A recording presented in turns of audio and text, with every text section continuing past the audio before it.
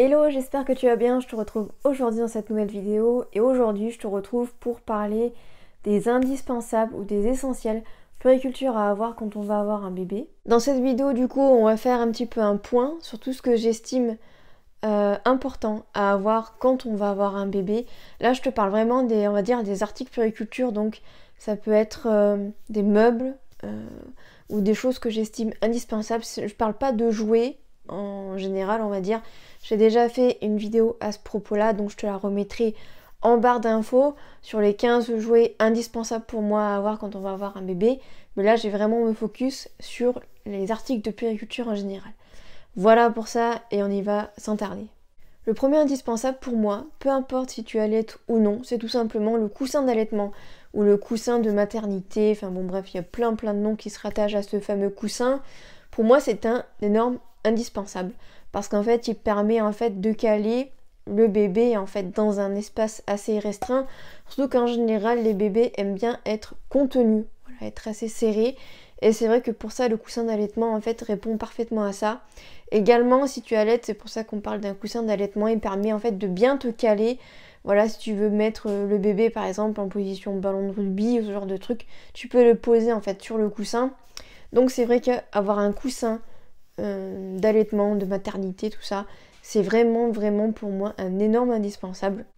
Le deuxième indispensable pour moi, c'est le sling, l'écharpe de portage. Alors je vais regrouper dans cette catégorie-là deux choses. Donc la première chose, c'est le sling, ou du coup l'écharpe de portage, on va dire, traditionnelle.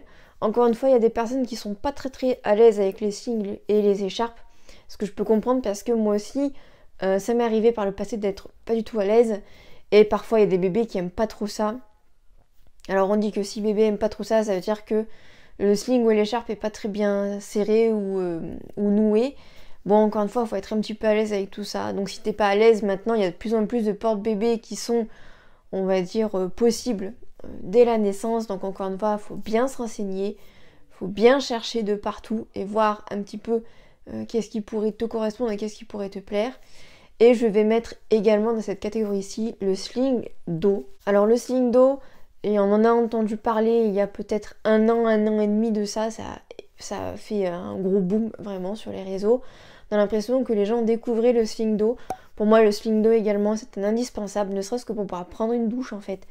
Le sling d'eau, en fait, c'est tout simplement une matière un petit peu élastique, un petit peu avec des trous à l'intérieur, qui permet du coup en fait de pouvoir mettre le bébé en fait dans le sling et de pouvoir aller à la piscine, de pouvoir prendre une douche également avec le bébé pour en fait avoir le bébé contre toi et en même temps pouvoir être dans une piscine ou dans la douche. Donc là c'est un sling de la marque Sukiri. Je te conseille de l'acheter neuf, de même pas regarder sur Vinted parce que les prix se sont littéralement envolés parce que à une période tout le monde cherchait que ces slings là. Donc du coup je te conseille plutôt de l'acheter neuf. Encore une fois, il faut être à l'aise avec les slings dits traditionnels. Si t'es pas du tout à l'aise avec les slings, c'est pas du tout quelque chose que je te conseille. Parce que du coup, entre un sling traditionnel et un sling d'eau, la seule chose qui change, c'est la matière. Mais sinon, le nouage est le même. Mais en tout cas, si tu es à l'aise avec les slings, pour moi, c'est un énorme indispensable. Le troisième indispensable pour moi, ou essentiel, peu importe, c'est un objet, on va dire, où je t'en ai déjà parlé du coup dans la vidéo, les 15 jouets que j'estime indispensables à avoir quand on va avoir un bébé, c'est le tapis d'éveil. Alors pour moi, très gros indispensable le tapis d'éveil, parce que dans mon cas, je n'ai jamais utilisé ni de transat, ni de parc. Donc du coup, très rapidement, mes deux enfants ont été très rapidement sur le tapis d'éveil. Et pour moi, c'est un énorme indispensable. Ça permet de pouvoir poser bébé, justement, si tu ne veux pas avoir de transat ou quoi. En général, c'est des choses que tu peux trouver très peu cher. Moi, voilà, j'en avais deux. Donc j'en avais un que j'avais récupéré de mon fils, un qui vient de chez Verbaudet. Et j'en ai acheté un autre, donc un tapis d'éveil rond avec une arche inclus en fait dedans, que j'ai acheté en recyclerie pour 5 €. Donc vraiment ce genre de choses là, soit tu peux te le faire prêter, ou soit tu peux aller directement l'acheter d'occasion, ça te coûtera beaucoup moins cher plutôt que de l'acheter neuf. Pour moi ça n'a aucun intérêt, surtout que voilà, tu vas l'utiliser on va dire une partie du temps, mais après voilà, l'enfant va se lasser du tapis. Et voilà, moi pour te dire là, ma fille au moment où je fais cette vidéo a bientôt 11 mois et elle n'utilise absolument plus le tapis d'éveil, ça ne l'intéresse plus. Faut dire que ma fille fait du 4 pattes, voilà, elle commence un petit peu à se lâcher par rapport à la marche. Donc du coup, Le tapis d'éveil, voilà, maintenant c'est terminé, quoi, j'en ai plus besoin. Mais c'est vrai qu'au tout départ, les premiers mois, dès les premières semaines, c'est quand même bien, je trouve, d'avoir un tapis d'éveil. Le quatrième indispensable pour moi, c'est tout simplement la table à langer et le matelas en fait à langer. Pour moi, c'est un énorme indispensable. Il y en a plein qui disent, je suis désolée, mes cheveux sont électriques, il y en a plein qui disent que ce n'est pas un indispensable, mais pour moi, ça l'est. Bon, par rapport à ma situation où j'ai très peu de meubles, c'est vrai que pour moi, la table à langer, c'est un indispensable parce que du coup, j'ai pu caser les vêtements, enfin une partie des vêtements de mes enfants dedans. Donc ça permet, on va dire, de faire une économie sur un meuble. Et ça permet du coup d'avoir pas 36 000 meubles par rapport aux vêtements des enfants. Mais ça permet également de pouvoir mettre les produits de soins, les produits de change. Ça permet également de pouvoir, par exemple, si tu as des couches, de pouvoir aussi les mettre dans la table à langer. C'est pour ça que pour moi, la table à langer, c'est un indispensable. C'est pas un indispensable pour tout le monde, parce qu'il y en a voilà, qui ont déjà plusieurs meubles dans la chambre d'un bébé, et donc le matelas à langer suffit amplement. Mais pour moi, en tout cas, c'est un énorme indispensable. Si tu as de la place, voilà, dans la chambre du bébé, la table à langer, c'est vraiment un plus. Et le matelas, pour moi, c'est un énorme indispensable. Parce que ça permet du coup d'avoir vraiment une surface, on va dire, dédiée au bébé pour pouvoir le changer. Et un matelas, c'est assez facile à caser. Tu peux mettre ça sur une commode, par exemple. Et je trouve ça bien également d'avoir plusieurs coins change dans la maison. 2 coins change, j'estime que c'est important d'en avoir 2. Moi, en tout cas, je le vois maintenant. C'est vrai que, voilà, moi, par rapport à ici, du coup, la table à langer est dans la chambre, mais c'est le seul coin de change que j'ai. Et c'est vrai que si j'avais de la place dans la salle de bain de mes parents, pour pouvoir changer ma fille, par exemple, ça serait un must et ça serait vraiment pratique. Dans la maison dans laquelle j'ai habité avant de revenir chez mes parents, j'avais, on va dire, un coin change dans 2 endroits, à savoir dans la chambre et dans la salle de bain. Et pour moi, vraiment, ça m'arrangeait vraiment, quoi. Ça m'a permis, entre autres, de pouvoir utiliser les cotons lavables plutôt que de devoir utiliser des cotons jetables parce que c'est vraiment pas pratique d'être éloigné, on va dire, d'une source d'eau pour pouvoir laver mes enfants, quoi, quand ils sont vraiment sales par rapport au change. Donc voilà, c'est vrai que pour moi, la table à langer et le matelas à langer, c'est un indispensable. Et également avoir plusieurs coins de change, pour moi, c'est vraiment le must, vraiment. 5e indispensable pour moi, c'est la poussette. Alors autant pour mon fils, j'en ai eu beaucoup moins l'utilité parce qu'il était énormément en portage. Autant pour ma fille, ça a été différent. Et le fait d'avoir 2 enfants en bas âge, pour moi, la poussette, c'est un indispensable, vraiment. Parce que même si mon fils a 3 ans et qu'il marche, et bien des fois il a vraiment la flemme de marcher. Donc ce que je fais, c'est que je mets mon fils dans la poussette et je mets ma fille en fait en portage. Mais de base, j'estime que quand on va avoir un bébé, c'est quand même bien, même si tu veux pas investir dans une grosse poussette, d'avoir au moins une petite poussette en fait. Pour moi la poussette, ça peut être pratique à un moment donné en fait. Donc c'est bien de l'avoir à portée de main. Après c'est toujours pareil, ça dépend de tes critères, ça dépend de ce que tu cherches, ça dépend si tu habites en ville ou à la campagne, ça dépend si tu vas vraiment l'utiliser vraiment beaucoup ou si tu veux l'utiliser on va dire que à certains moments bien précis. Moi pour te dire un petit peu, j'ai la Balios S de chez Cybex que j'aime énormément. Je l'ai achetée neuve celle-ci et donc du coup je l'avais mis sur ma liste de naissance pour mon fils. Donc du coup j'ai un recul de 3 ans dessus. Donc comme je te disais, pour mon fils je l'ai très peu utilisé. Par contre depuis que j'ai ma fille je l'utilise quand même beaucoup plus. Et pour te dire un petit peu, depuis plusieurs semaines maintenant, j'arrive même à poser ma fille dedans et elle fait sa sieste en fait de la matinée dans la poussette. Vraiment pour moi cette poussette je l'adore vraiment et je m'en sers vraiment au quotidien en fait. Donc voilà pour moi également une poussette c'est un indispensable. Encore une fois la Cibes Balios S, il me semble que je l'avais payé plus de 300 €. Je pense que maintenant quand même elle est beaucoup moins chère parce qu'elle date, je l'avais achetée début 2019. Donc maintenant elle doit être beaucoup moins chère. Mais en tout cas vraiment si tu tombes sur cette poussette et que tu peux faire une bonne affaire, je te la conseille vraiment parce qu'elle est vraiment top. Pour te dire un petit peu, c'est une poussette qui rentre même dans les petites voitures. Puisque moi j'ai une C1, donc vraiment j'ai un tout petit coffre et elle rentre, voilà. Autre indispensable également, je la remets dans cette vidéo, mais je t'en ai également parlé dans la vidéo les 15 jouets à avoir quand on va avoir un bébé, c'est la veilleuse. Voilà, moi j'ai la veilleuse tortue, tu peux la voir juste ici, hop, elle est à l'envers ici. Mais voilà, pour moi c'est un énorme indispensable. Si tu ne veux pas investir dans une veilleuse, parce que celle-ci quand même, elle est à un peu plus de 50 € il me semble, tu peux très bien te contenter d'aller sur YouTube, tu tapes bruit blanc, ça fera très bien l'affaire également.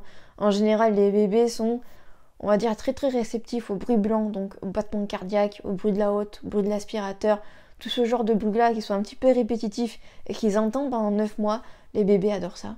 Donc c'est voilà, c'est quelque chose que je peux te conseiller également, d'avoir l'application YouTube sur ton téléphone et de mettre les bruits blancs. Autre indispensable, et ça me fait rire parce que quand je regarde mes notes, je les mets avec un point d'exclamation, c'est les langes. Alors pour moi, d'avoir plein de langes, c'est hyper important.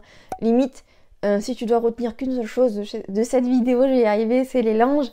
Pour moi, c'est un énorme indispensable. On s'en sert pour absolument tout. On s'en sert pour essuyer, on va dire, les petites régurgitations de lait. On s'en sert voilà, pour le mettre par exemple sur le matelas allongé en fait. Voilà, plutôt que d'avoir une serviette, si t'as pas ça sous la main, hop, tu prends un lange, tu le plies et tu le poses. Tu peux t'en servir également comme doudou, tu peux t'en servir également comme bavoir. Bref, les langes pour moi c'est multifonction, il y en a besoin partout, tout le temps. Et moi je sais que par exemple mes enfants à l'heure actuelle n'ont toujours pas de doudou, voilà. Et en fait que comme ils sont encore allaités, ils ont souvent besoin d'avoir un petit truc en fait à prendre entre les mains quand ils tètent. Et très souvent ils ont un lange également dans les mains. Donc voilà, pour moi les langes c'est un énorme indispensable. Et vraiment il faut en avoir au moins une dizaine, voire une quinzaine. Tu peux également t'en servir pour faire des couches lavables également avec. Personnellement je n'ai pas testé. Coucou maman. Tout. Mais j'en vois plein, donc voilà, je te montre celui-ci, je l'avais acheté sur Bébé Boutique. Tu peux avoir toutes les matières possibles. Moi j'en ai en coton, puis j'en ai dans des matières un peu plus douces comme celle-ci. Bon, celle-ci aussi je pense que c'est du coton, je vais regarder. 100% bambou, non c'est en bambou, c'est pour ça que c'est plus doux d'ailleurs. Donc voilà, j'aime vraiment beaucoup ces langes, ils résistent énormément parce que je les ai lavés et encore lavés. Et vraiment pour moi les langes, je m'en sers encore beaucoup. Autre indispensable pour moi, même si ça ne l'a pas tellement été, c'est tout simplement la machine de lait en poudre. Parce que voilà, je n'ai pas donné de lait en poudre, donc j'ai exclusivement allaité mes enfants. Mais quand je vois sur tous les groupes à quel point ça a été un indispensable, en fait, je le mets ici dans cette vidéo. C'est tout simplement comme une machine à café, mais pour biberon, voilà, avec du lait en poudre à l'intérieur. Apparemment, ça facilite énormément le quotidien. Donc, c'est pour ça que je te le note ici. Encore une fois, je n'ai pas essayé, mais encore une fois, je te conseille vraiment de te faire prêter ce genre de machine, si tu as une copine qui a cette machine-là. Parce que franchement, ça coûte un bras et tu vas pas l'utiliser, je pense, sur une très longue durée. Donc, voilà. Autre indispensable pour moi, c'est tout simplement la chaise haute. Donc, moi, j'ai une chaise haute de Monsieur Bébé que j'ai achetée sur Amazon. C'est une chaise haute que j'avais achetée du coup pour mon fils. Mon fils n'a pas été beaucoup dans cette chaise haute, mais par contre ma fille c'est complètement différent. J'en avais eu pour une 50aine d'euros avec la chaise et le coussin. Ça a été très compliqué pour moi en fait de trouver une chaise haute parce qu'en fait là où j'habitais avant, les tables étaient assez hautes. Donc du coup pour trouver une chaise haute à hauteur un minimum c'était très compliqué. À l'arrivée j'ai abandonné parce qu'il fallait que je fasse faire une chaise sur mesure, il n'en était pas question. Je voulais pas débourser des 100 et des 1000 pour une chaise haute. Moi, pour moi, le seul, on va dire, indispensable par rapport à la chaise, c'était qu'il y ait en fait des pieds pour que mes enfants puissent prendre appui dessus. Et c'est le cas pour celle-ci. Et je la trouve très bien. Elle est en plastique, elle se nettoie très bien. Il y a également en fait on va dire, voilà, on peut enlever le dessus du plateau en fait. Donc ça peut être très pratique en fait pour nettoyer et tout le reste. Vraiment, je la conseille cette chaise. Voilà, pas la peine de mettre des 100 et des 1000 dans une chaise. Encore une fois, ça dépend quel est l'usage que tu peux en faire. Parce que maintenant, les chaises, elles sont 3 en 1 presque. Elles font transat, tu peux les changer de position. Moi, c'était pas du tout une chaise comme ça que je voulais. Moi, j'en voulais vraiment une basique, une simple. Donc, voilà. J'ai également noté en essentiel une arche en bois. Donc, si tu as un tapis d'éveil, c'est super cool d'avoir également une arche en bois avec des jouets qui pendent. Personnellement, j'ai mis l'arche en bois à partir de leur 2 ou 3e mois de vie en fait. À partir du moment où ils commencent vraiment un petit peu à bouger, à partir du moment où ils commencent un petit peu à tout attraper, là ça commence à être intéressant d'avoir une arche en bois. C'est pour ça que du coup je l'ai mis dans cette vidéo. J'ai également noté une commode, du coup, commode pour moi qui est un énorme indispensable tout simplement pour mettre les vêtements de bébé, les couches lavables également, voilà, si tu as des couches lavables. Et je trouve ça également pratique d'avoir la commode, ou le meuble on va dire, pas très loin de la table à langer. Comme ça c'est encore plus pratique. Et je trouve ça vraiment bien dans une chambre, d'avoir vraiment plusieurs meubles de rangement, voilà, comme je te le disais juste avant. Mais vraiment pour moi une commode, si tu dois choisir entre tout, que ce soit placard, penderie, commode, pour moi c'est la commode. Du coup comme je t'ai expliqué, je t'ai parlé de couches lavables en fait par rapport à la commode et tout ça. Personnellement je suis également en couche lavable. Mon fils actuellement n'est plus qu'en jetable. Ma fille par contre est en lavable et en jetable également. J'ai prévu de te faire une vidéo complète sur les couches lavables parce que j'ai pas mal de choses à dire par rapport aux couches lavables. Mais également voilà, les couches lavables pour moi c'est un indispensable parce que quand même tu fais des sacrées économies. Au départ c'est un investissement, voilà. Mais alors au fur et à mesure, voilà comme je te dis, moi mon fils a 3 ans, il a encore des couches même si là il est exclusivement en jetable. Mais j'ai utilisé des couches lavables jusqu'à ses 2 ans et demi environ. Et vraiment, j'ai fait de sacrées économies. Parce que mine de rien, les couches, ça coûte extrêmement cher. Je voulais également te parler des lits cododo. Donc moi personnellement, je mets un lit cododo. Je crois que le lit cododo le plus connu, c'est le lit de chez Chico, le Next to Me, il me semble. Moi j'en avais un de chez Bébé Boutique que j'avais acheté du coup sur Bébé Boutique, que je te conseille pas forcément parce que il était facile à monter mais je le trouvais pas pratique, enfin il était pas du tout comme je l'imaginais. À l'arrivée mon fils il a dormi peut-être 2 ou 3 fois dedans, ma fille jamais. Donc pour moi voilà, c'est un peu un investissement qui n'a servi à rien. Donc si tu peux te le faire prêter par une copine, ça c'est vraiment le top, vraiment. Moi je passe mon temps à faire ça, à prêter mon lit cododo, je fais des annonces comme ça auprès des copines de ma mère, etc. En leur disant que j'ai un lit cododo et que je le prête volontiers parce que je l'ai acheté, on va dire neuf, avec une ristourne, mais en fait il a servi à rien en fait.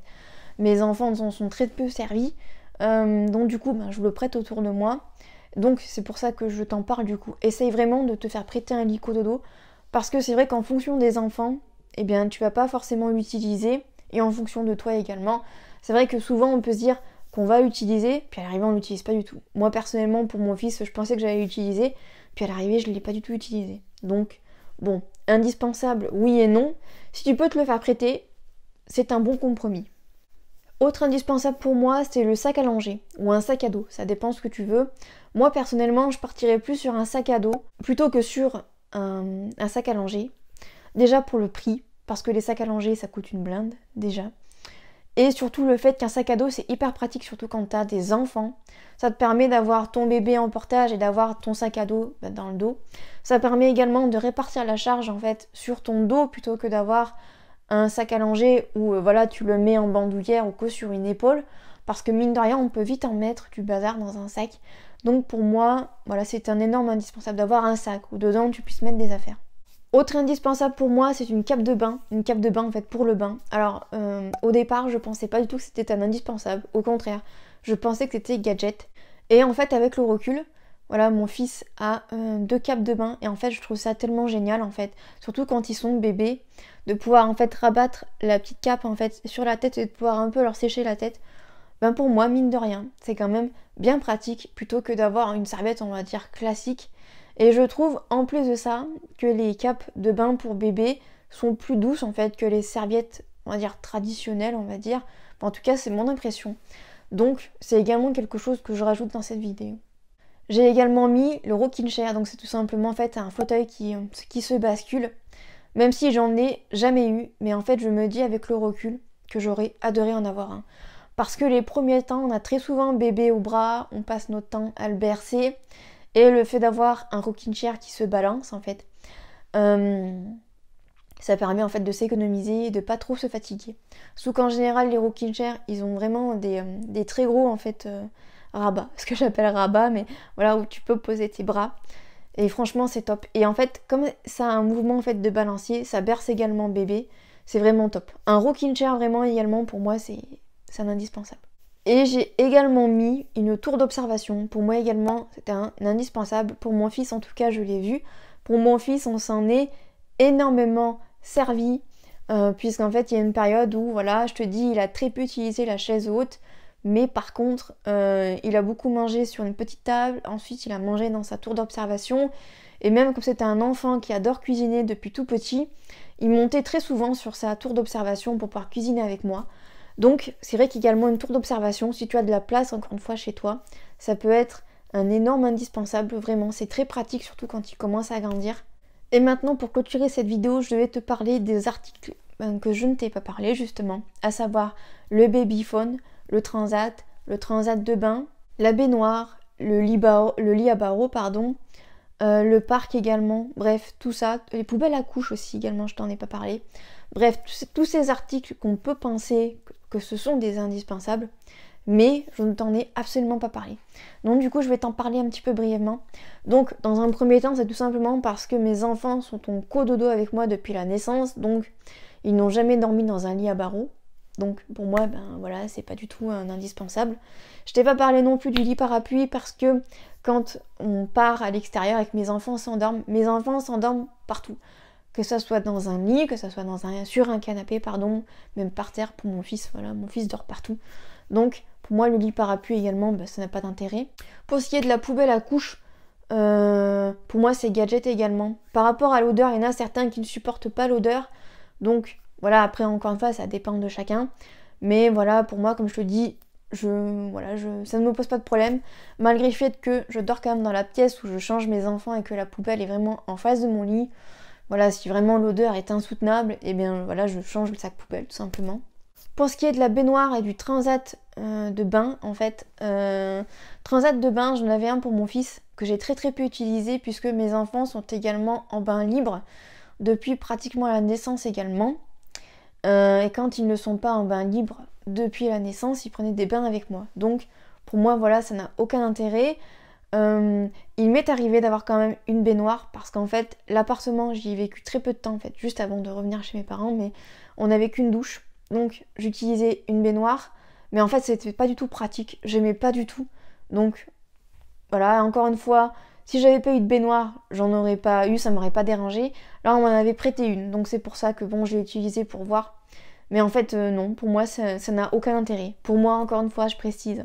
Le babyphone également, j'en ai eu un. Mais j'avais vraiment un babyphone classique, hein, sans vidéo, juste avec l'écouteur, on va dire. Malgré le fait que j'avais une maison à étage avant, j'entendais très bien mes enfants. Donc voilà, je ne m'en suis pas servi longtemps. Par rapport au parc, je suis quelqu'un qui fait de la motricité libre. Donc je n'ai jamais, on va dire, restreint mes enfants. Voilà, mes enfants vadrouillent partout, mes enfants ouvrent les placards. Donc j'essaie de sécuriser un maximum. Encore une fois, c'est ma manière de voir. Pour ce qui concerne le couffin et le topocino, donc en fait le couffin c'est tout simplement un couffin, bravo Morgane, un endroit en fait on va dire où tu as posé le bébé. J'ai essayé pour ma fille, ça a été un échec, elle y a très peu dormi dedans, malgré le fait que c'est hyper coucounant pour eux, mais ma fille voilà n'a pas supporté. Et le topocino en fait c'est un tout petit matelas mais vraiment très fin. Voilà, que tu mets en fait tout le temps avec le nouveau-né pour qu'il y ait son odeur dessus, pour que tu puisses, on va dire, plus facilement le poser. Encore une fois, ça a été un échec pour moi. Donc bon, là ça va que je l'avais acheté très peu cher parce que ce sont des petits matelas qui coûtent quand même une 50aine d'euros à la base. Mais là j'avais fait une très bonne affaire sur Vinted, je l'avais acheté une 10aine d'euros il me semble. Donc bon voilà, pour moi c'est pareil, c'est pas du tout un indispensable. Et le dernier point de cette vidéo, du coup je voulais te parler aussi également du transat parce que je t'en ai pas du tout parlé. Donc voilà, comme je disais, moi mes enfants je les ai posés très rapidement sur un tapis d'éveil. Je n'ai jamais eu besoin, je n'ai jamais ressenti vraiment le besoin d'avoir un transat. Voilà, malgré 2 enfants. Donc voilà, pour moi ce ne sont pas des indispensables, mais encore une fois ce sont, on va dire, mon point de vue sur tous ces objets. Voilà pour ça. Voilà, j'en ai terminé avec cette vidéo, j'espère que cette vidéo t'aura plu, j'espère qu'elle t'aura aidé également à faire peut-être un choix sur voilà, les indispensables puériculture à avoir quand on va avoir un bébé. N'hésite pas à me dire en commentaire qu'est-ce que tu penses de tout ce que je t'ai énuméré dans cette vidéo. Et jusqu'à jeudi prochain, 18 h, pour une nouvelle vidéo sur la chaîne. Je te souhaite une très bonne semaine. Bye bye.